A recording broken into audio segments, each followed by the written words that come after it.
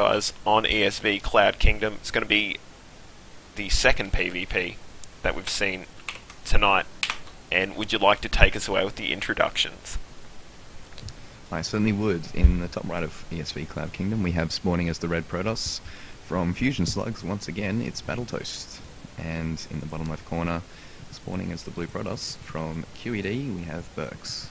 I'd just like to point it out to everyone in the chat, check that shit out. I didn't have to swap the nameplates at the top. It's correct. We've done it.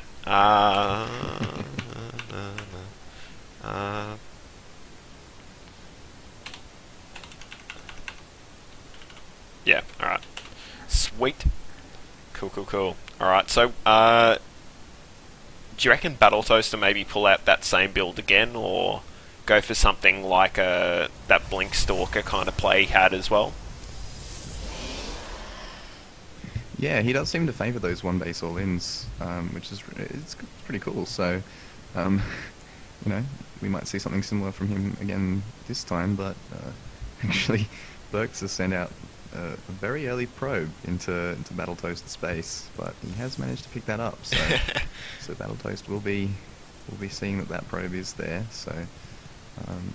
No funny business going to be happening from Bourkes this game, but actually Bourkes is going to be going for a Forge Fast Expand, so it's going to be very interesting to see what he does with that. But it's not a Forge Fast Expand. What it seems on the surface. So we are going to have a cannon rush here. And BattleToast has picked it up immediately. And there we go. So, four probes off the line immediately, but the second pylon going around in the base now, so a lot of mining time being lost here, and actually this pylon will finish, and will the probe survive to put down a cannon? Oh, bit of nice micro there from Bourkes, managing to mineral walk the probe, and so much lost mining time here. He could even just go home and actually do a Forge Fast Expand now, because he's that far ahead in mining time that he could have it going in no problem. But he is going to put down this cannon, and I'm not sure that. Do you reckon 3 probes is going to have the DPS to kill that pylon in time? It probably will. Oh, the probe does die. Yeah, it depends. Yeah, the probe is dead though. Yeah. So I'm think this quite is sure where we can go from here. There is still one probe in the base. Is he going to get the cancel on the cannon? No, it doesn't even cancel the cannon, so bit of a blunder there, but he is just going to go ahead with this Forge Fast Expand, so there we go. Yeah, I'd like to see... Forge Fast Expand, never a bad way to go. Yeah, I'd like to see... He has managed to force a Forge out of BattleToast though, so as well as a lot of lost mining time, but I think they've kind of broken somewhere close to even here, so... Yeah. Yeah, interesting. And BattleToast being super paranoid now, just doing the walk around his base just to ensure there are no more pylons or surprise cannons. And I kind of like the decision from him that when being cannon rushed, the hard counter is to build cannons of your own. I like that decision. That made me chuckle a bit actually. But yeah, no, he did. Yeah, it's just that kind of higher level decision making, I guess, to know how many probes you need to take down a pylon and all that kind of stuff. Where most lower league players who don't play a lot, like when I was back in Bronze, I used to just pull everything. Not because I didn't know what I was doing, but just more to show how strong my drones were, and that they lynched mob all the pylons and that kind of stuff. But yeah, no, I learnt later on that actually cost me quite a lot of money back then. Yeah. But unfortunately some not quite as high level decision making from BattleToast managing to get supply blocked for a long time. So Bourkes is back ahead in the probe count for now, but Twilight counts are going to be going down for BattleToast. We're going to see another proxy robo with this probe down in the bottom. What a glorious play. But yeah, but you know, it's actually ended up pretty even at the moment. But the tech advantage is in favour of BattleToast quite significantly. And actually, no, the robo is going to go inside the base this time. Yeah, it looks like it's going to be the Blink Stalker. Yeah, which is a smart choice really, because Bourkes has committed 2 cannons to his front, so It's logical to not attack where the strongest point in the defense is, so he is going to bypass that and go for this blink attack with the observer. But Bourkes, with an excellent scout out, actually does manage to spot everything, seeing as there are no units at all out on the field, and now here comes the proxy pylon. And it looks like Bourkes is going to go for a bit of a mind game strategy here, researching hallucination to try and maybe delay this for as long as he can. I don't know what kind of unit he wants to build with this, throwing down double robo as well. So I think he's just going for mass confusion. This is a really cool.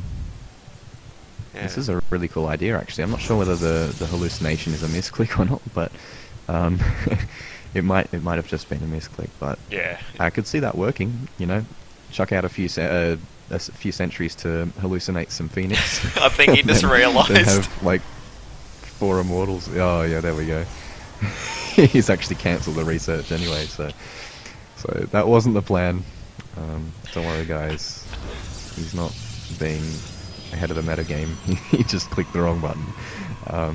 So that's quite unfortunate for him. He's going to delay his gateway tech by even longer, as well as a bit of wasted chrono boost. But with 2 robotics bays up, his front's going to be more than secure, and he does know that the all-in or the blink attack is going to be coming from BattleToast as he is patrolling the stalkers around, chronoing out the observer and making immortals, which is exactly the perfect response from Bourkes. So really great play from him.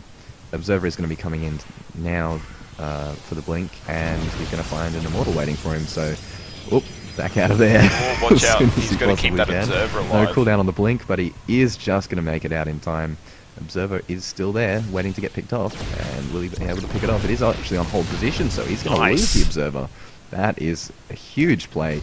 Excellent job from Bourkes. And no, sir, you are not getting in the front with those 2 cannons. So Bourkes is actually more than secure right now, and he's played this out perfectly. His forge fast expand without the expand has turned out really well for him. Yeah, this is actually really cool. I don't think I've really seen much play like this, where kind of just doing it as you go along. I don't think I've seen it work this well, actually. Like, he's losing quite a few stalkers to these cannons. Yeah, those cannons were quite worth their while, actually. They killed their minerals worth in stalkers by taking out 2 or 3 stalkers there, so not the worst investment that he could have made there, but he is just going to lose this forge and pylon. But he doesn't really need them anyway. He's well ahead in the pylons and supply, and that won't supply block him. And I mean, he's not really planning to expand anytime soon with this one play still going on. The second observer coming out for BattleToast going to be rallied over to Bourkes' main, but he's got to change the rally point on that sometime soon, because otherwise he's going to lose yet another observer for absolutely free. So yeah, he needs to be really careful with that. But there's no real tech switch coming from BattleToast. No, there he is now. So he is going to be researching charge, which is a really nice counter to the composition that Bourkes is rolling with at the moment. So we'll see how that goes. Blink is going to be coming up into the main. No, it's not. So Bourkes is just sitting up in his main, playing it really safe, really smart. And now with a lot of immortals out, he has.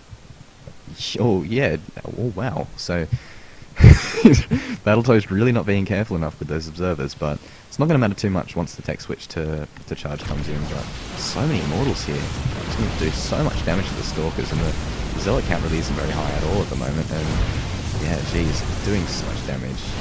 He might be just over microing these units a little bit, but actually, wow, the zealot's doing a great job of tearing through the stalkers. The immortals are quite tanky, so looks like they will get cleaned up, and now with only stalkers left, they won't fare too well against the 5 immortals still remaining in this force, and the stalkers will get pushed back here. So Bourkes has done a great job of holding this really weird play from Battle. Well, not weird, but this really good blink hold from BattleToast, which is now going to transition into a charge build. So Bourkes has seen that the switch to charge has come in, and he can just throw down well, he's actually going to throw down more gateways instead of throwing down a robotics bay, which I would have expected from him.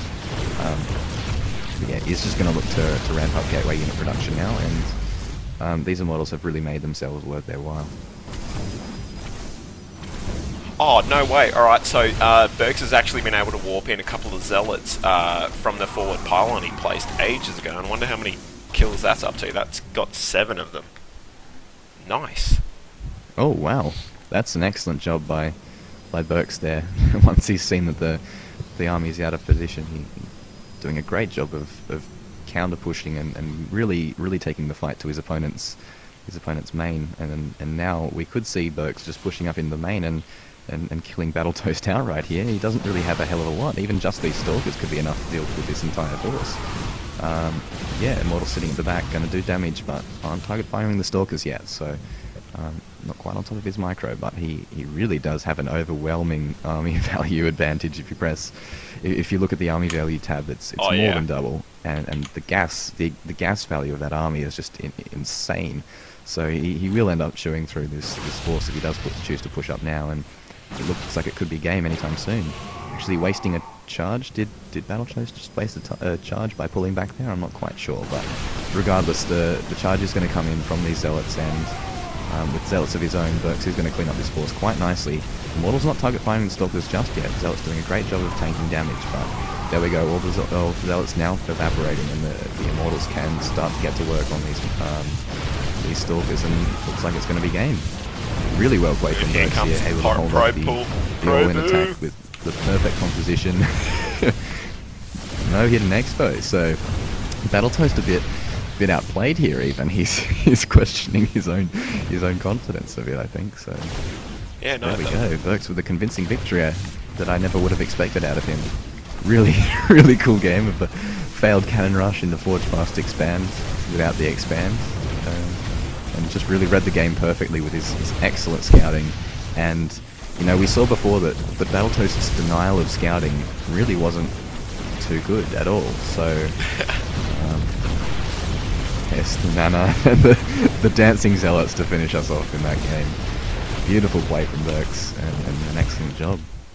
Just reading the game perfectly, and you know, just really making a meal of BattleToast's continued pushing. He saw the Immortals once he blinked up initially, and you know, for whatever reason, he just decided to keep making Stalkers. So a bit of a questionable decision making there from BattleToast, but you can see in the graphs, in the army value graphs, that you know, it was just that the army was far too cost efficient, perfectly countering what BattleToast had. So really great game from Bourkes, and we'll see what Fusion Slugs throws up at us after the break.